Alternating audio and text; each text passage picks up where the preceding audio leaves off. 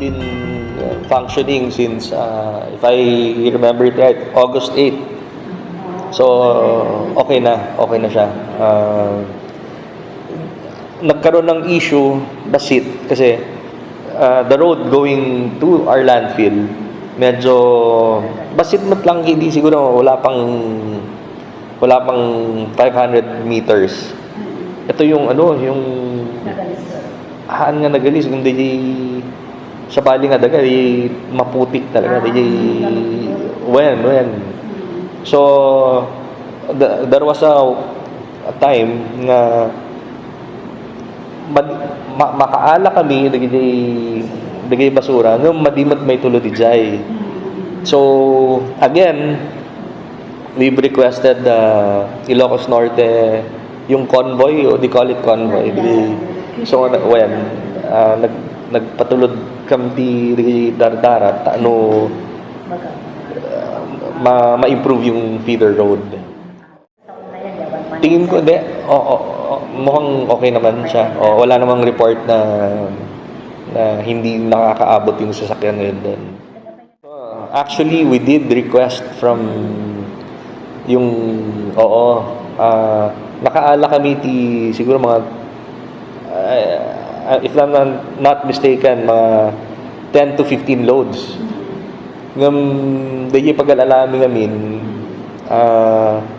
ti Conada, kasla usod. Kasi flat na yung,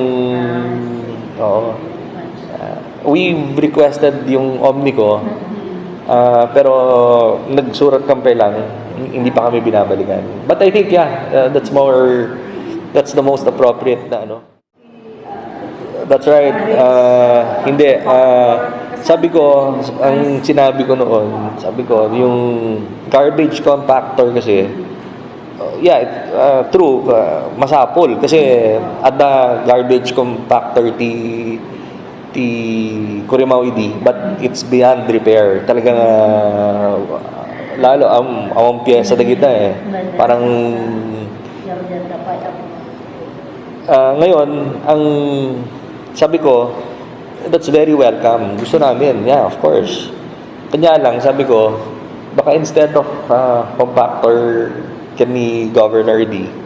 Sabi ko, sir, it might serve us, I think, better kung DJ backhoe para dun sa landfill.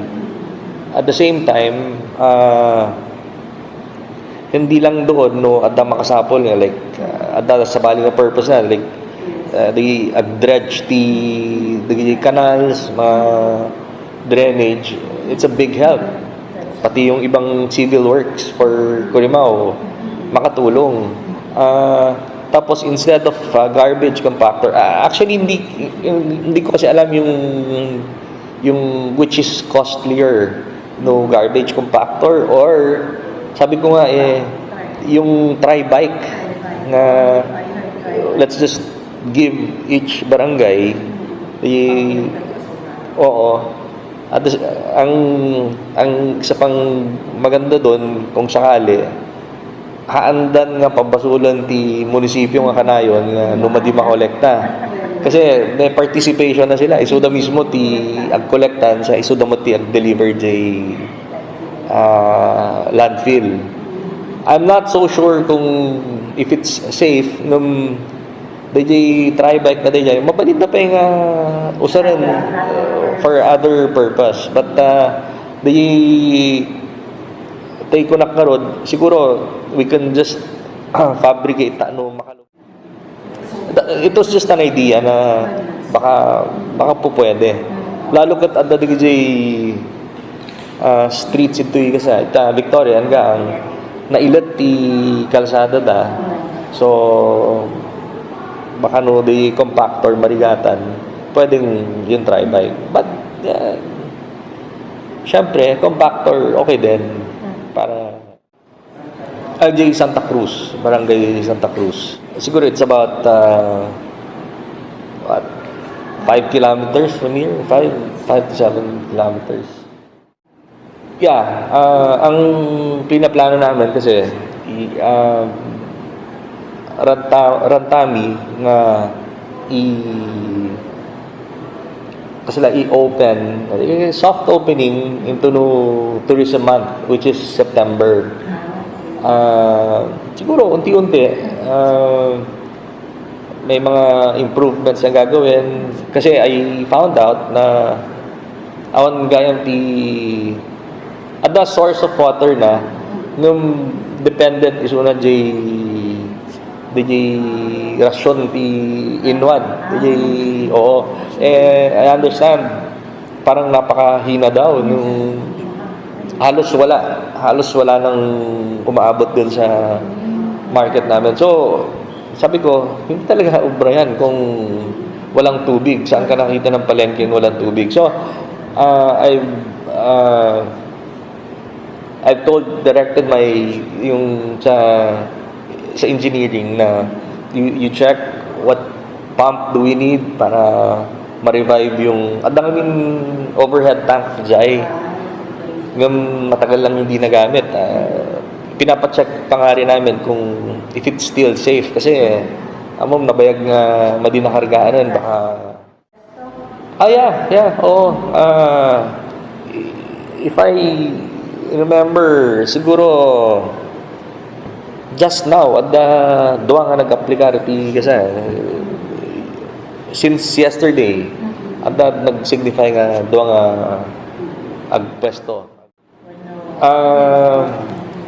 minimal as a matter of fact pag-uusapan namin kung pwede nating bigyan natin ng grace period yung pati yung mga dating umuupa dyan na ibabate basit let's see how it works. Baka naman may mayat nga ori basbasit ti upa no adulaki di ba kasi yung ipanginam nga awam manmanumat ti agopa yung we actually meron silang tree planting na naimbitahan din naman tayo but actually it's a new group or new name ang sinasabi nila. So I tried demanding from them. Sabi ko meron kayong mga agreement with yung the corporate social responsibility. There are a few things na napansin ko doon sa at nangamintay ko na they will provide brand new fire truck. Hindi nila natupad ng tudati fire truck. But if you will see the model, it's 1985. So you could just imagine how many years, di ba? 35 years na yung masyado 34. Brand new sa things like that, no? Tas adaman DJ in Carida agpadati yung building at the school building in Carida until now wala pa DJ scholarship manan there was an agreement nga every year at the doang scholars ang tinasabi ng Purimao 2 scholars a year additional 2 every year. Ang sinasabi naman nila no yung dalawa muna tapos pag nag-graduate kung tutuusin yung cost nung scholarship is just 10,000 per sem. So two students for every year 40,000. Sabi ko hindi naman siguro ganung kabigat yon para 'di ba yung magdagdag kayo ng every year ng dalawa. Of course, the usual answer will check with the higher ups. Now I understand adda di 20 existing na ta 20 megawatts nga capacity nga solar farm da i-extend the another plus 35. So sabi naman namin, alam mo, this kind of projects, welcome yan. Welcome yan. Yan lang, a few things. Sabi ko, parang talaga bang bumaba ang kuryente ng mga residente.